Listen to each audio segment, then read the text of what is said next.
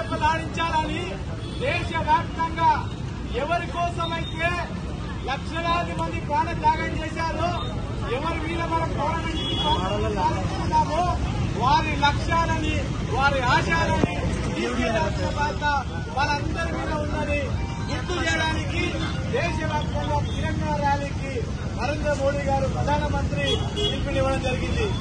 ఈ రోజు ప్రతి ఒక్కరూ ఇక్కడ ఈ ర్యాలీలో పాల్గొన్న వాళ్ళందరికీ కూడా ఈ స్వాతంత్ర్యం ఎలా వచ్చింది, ఈ స్వాతంత్ర్యం కోసం ఎవరెవరు చనిపోయారు, ఈ స్వాతంత్ర్యం వచ్చిన తర్వాత ఈ దేశాన్ని ఎవరు పరిపాలిస్తున్నారు, మనం పరిపాలించుకుంటున్నాము, ఈ స్వాతంత్ర్యం వచ్చిన తర్వాత భారత రాజ్యాంగం అమలుకొచ్చింది, భారత రాజ్యాంగంలో అందరికీ హక్కులు వచ్చాయి, ఈ దేశం మనది, ఈ దేశ స్వపరిపాలన మనది, దానితో పాటు ఈ దేశ రక్షణలో మనం కూడా బద్దులమై ఉండాలి, బాధ్యతగా నెరవేర్చాలి.